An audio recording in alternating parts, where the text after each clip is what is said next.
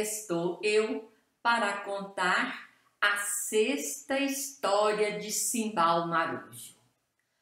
Todos já sabem como terminam as viagens de Simbá. O carregador sempre era presenteado com 100 moedas de ouro e convidado a voltar com os outros para ouvir mais uma de suas interessantes viagens. E ele começava falando da saudade que sentia delas. Parece estranho dizer-lhes que após 5 viagens marítimas, com tantas aventuras, ainda queria quebrar a monotonia de minha vida pacata e confortável.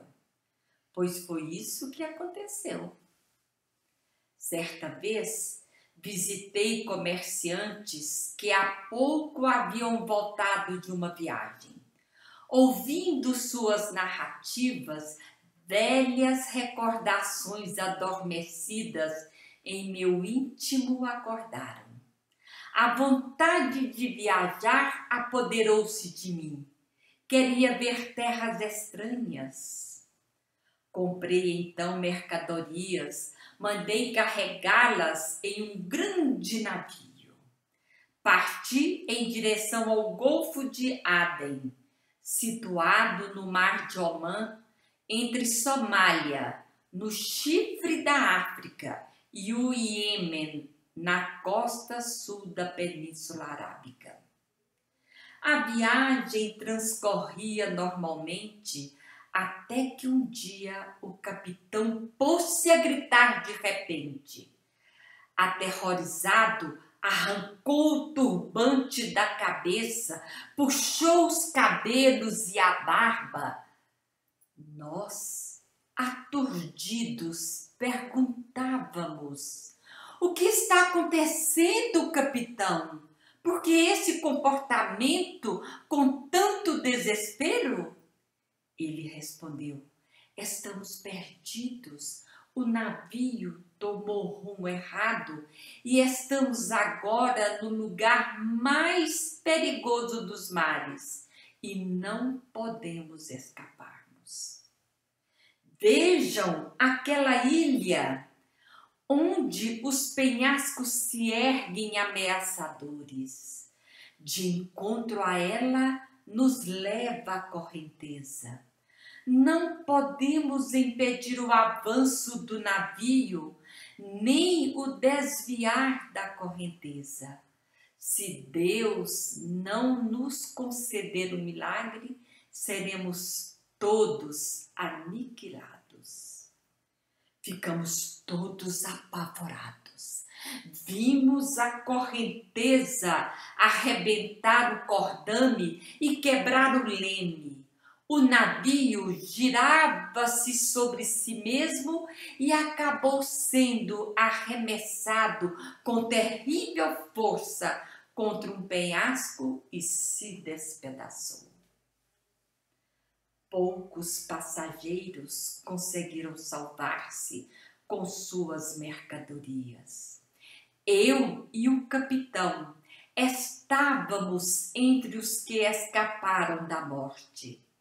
Mal nos vimos a salvos, o capitão falou: ainda estamos com vida, mas este é um lugar nefasto. Ninguém até hoje conseguiu sair vivo daqui. Podemos despedir-nos da vida. Caímos uns nos braços dos outros, lamentando nosso triste destino. Nosso navio naufragou após bater-nos dos penhascos da ilha, como todos que ali bateram. A praia estava cheia de destroços de naufrágios.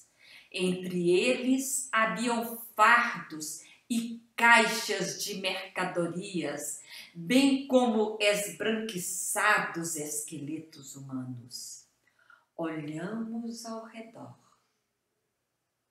e vimos em uma depressão ao pé do penhasco, deslizar um riozinho de água doce, ele não desaguava no mar. Ao contrário, dirigia-se para o interior da ilha, a poucos passos de onde estávamos, e desaparecia numa escura gruta.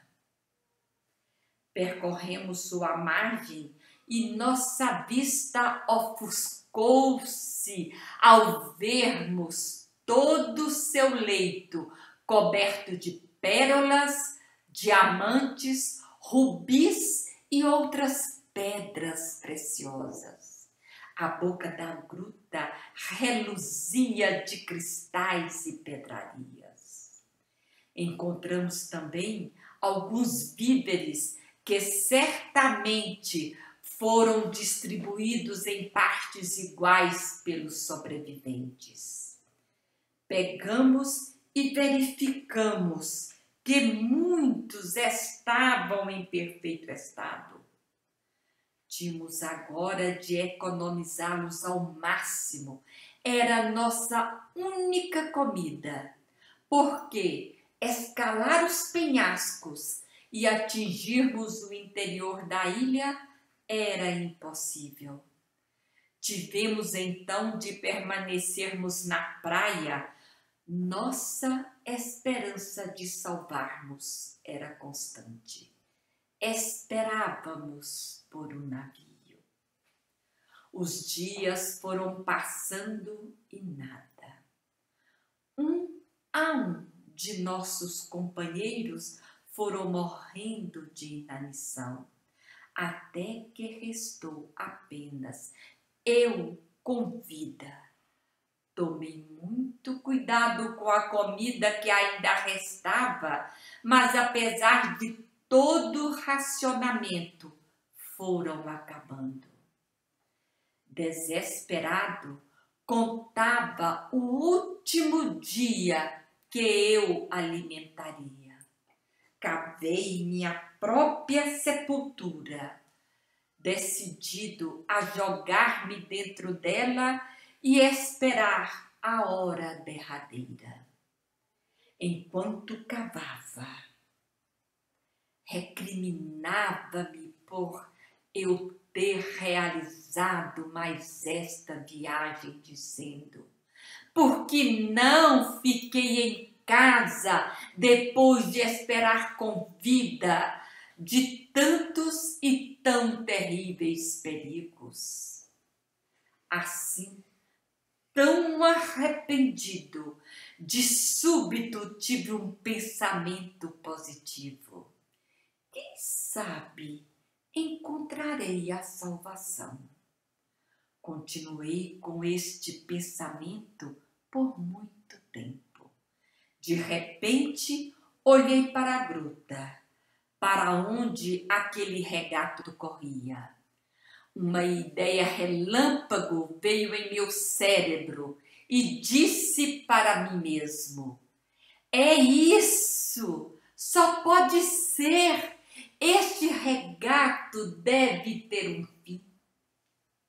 Provavelmente reaparecerá a luz do sol em algum lugar habitado. Se eu conseguir uma jangada e confiar na correnteza, quem sabe me salvarei.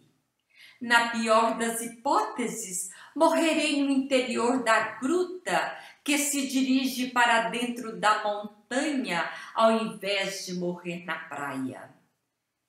Estes pensamentos fervilhavam minha mente e eu imediatamente juntei tábuas e pranchas dos destroços dos navios, além de grossos mastros que encontrei na praia. Construí uma jangada um pouco mais estreita que o regato. Prendi a ela 2 remos.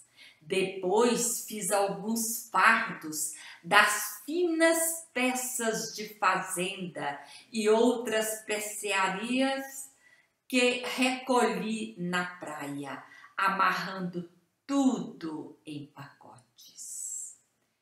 Recolhi do fundo do regato, na entrada da gruta, diamantes, pérolas e esmeraldas.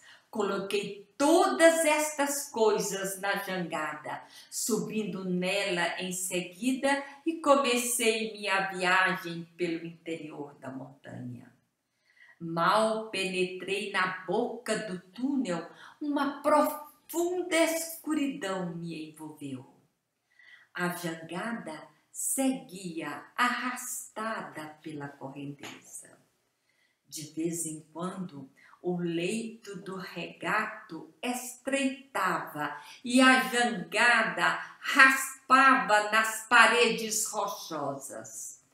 Apavorado, imaginava preso na escuridão, mas a jangada corria pelo leito, passando através de estreitas passagens. Em alguns lugares, a passagem era tão baixa que eu tinha que me deitar dentro da jangada. A comida que levava estava no fim. O sono e a fome me dominavam. Fechei os olhos de tanto sono e não sei lhes dizer por quanto tempo dormi. Quando acordei, já era dia claro e eu me encontrava em pleno vale, num largo rio, à luz de um sol a pino. Minha jangada estava encalhada à margem do rio e vários homens escuros estavam à minha volta. Levantei-me atordoado, cumprimentei-os e eles me responderam em um idioma que não entendia. Em seguida, um deles se aproximou de mim, falando minha língua, e me explicou que eram lavradores e que irrigavam suas terras por meio dos canais que vinham do rio. Disse-me ainda que viram minha jangada vagando e a haviam feito parar. Depois perguntou-me quem eu era e de onde eu vinha. Antes de responder-lhes, pedi comida, pois mal conseguia falar de tanta fome e mal conseguia parar em pé sobre meus pés. Trouxeram-me comida e bebida. Depois que matei a fome e a sede, lhes contei tudo que havia acontecido comigo. Escutaram minhas palavras, que o intérprete ia traduzindo. Levaram-me depois até o rei no interior da ilha. Levaram também minha jangada nas costas, juntamente com toda a carga, e começamos a caminhada. Ao chegarmos à corte do soberano, cumprimentei-o respeitosamente com uma genuflexão. Em seguida, ele me convidou a sentar-se ao seu lado. Curioso, me pediu para contar-lhe sobre o que me aconteceu. Ouvindo minhas narrativas e minhas aventuras, ficou admirado com tudo que lhe disse. Em seguida, presenteei-o com diversas joias que aceitou com satisfação. Deu-me também prova de seu agradecimento, pondo à minha disposição um aposento em seu palácio e ainda numerosa criadagem. Em seguida, ordenou a todas as autoridades do país que me tratassem com a maior consideração. Vivi no palácio com o rei e muitas vezes descrevi durante nossas conversas o sábio governo do califa Harun al-Rashid de Bagdá. Falava-lhe de sua justiça e do amor que o povo lhe tinha. O rei escutava de bom grado minhas narrativas, manifestando seu interesse através de inúmeras perguntas. Assim, passava eu o tempo sem preocupações. As horas ociosas eu as aproveitava para conhecer a terra e sua gente. Certo dia fui ao porto, onde descobri que comerciantes da cidade estavam querendo viajar de navio para Bossorá. Percebi ali uma ótima oportunidade para retornar à minha pátria. Fui depressa à presença do rei lhe pedir permissão para embarcar neste navio. Ele respondeu-me: o que fazes e o que deixas de fazer, só a ti compete decidir.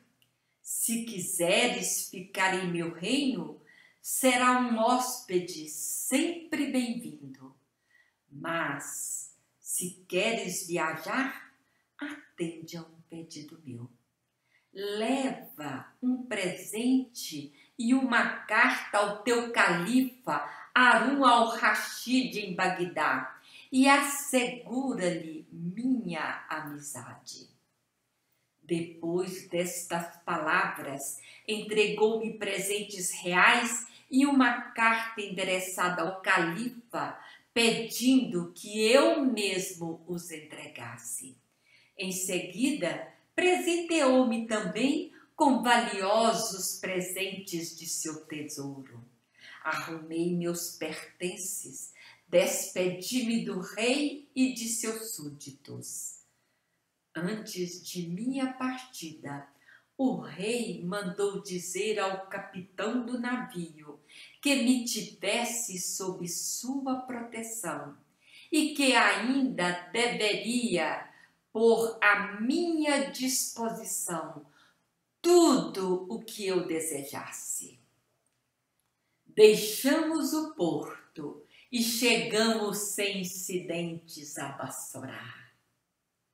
Ali demorei alguns dias, fiscalizando a descarga de minhas mercadorias, verificando se tudo estava em ordem.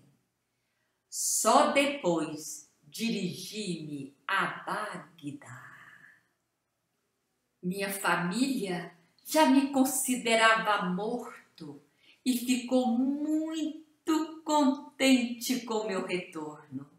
Dei novamente esmola aos pobres e ricos presentes a todos os parentes e conhecidos. Depois fui cumprir o pedido do rei daquele país onde passei muitos anos. Peguei a carta do rei e dirigi-me ao califa Harun al-Rashid. Atrás de mim vieram criados com os presentes reais. Dentre todos, o mais precioso era um vaso de ouro cravejado de grandes rubis e pérolas por dentro e por fora. Além do vaso, trouxe ainda um manto feito de pele de cobra rajada. Esse manto tinha uma propriedade especial. Quem se sentasse sobre ele nunca adoeceria. Havia ainda uma caixinha de madeira aromática e uma bela escrava jovem, cujos vestidos estavam recobertos de pedras preciosas. Ao receber permissão para chegar à presença do califa, entreguei-lhe a carta, colocando em seguida os presentes a seus pés. A carta foi lida e os presentes aceitos. Depois, o califa perguntou-me: o rei que me enviou estes presentes é realmente rico e poderoso? Respondi-lhe com uma reverência: ó Senhor dos crentes, posso testemunhá-lo por experiência própria. O poder e a riqueza deste soberano ultrapassam tudo que vi e observei em minhas viagens. Até do luxo que ostenta em seu palácio, o rei, em passeio, mostra-se ao povo em um trono cravejado de pedras preciosas, equilibrado em um elefante. Ladeando-se, seguem os ministros e os nobres da corte. Um séquito de 1000 cavaleiros, vestidos com sedas e brocados de ouro, o acompanham. Sobre outro elefante, um homem fica ajoelhado em frente ao rei, empunhando uma lança de ouro.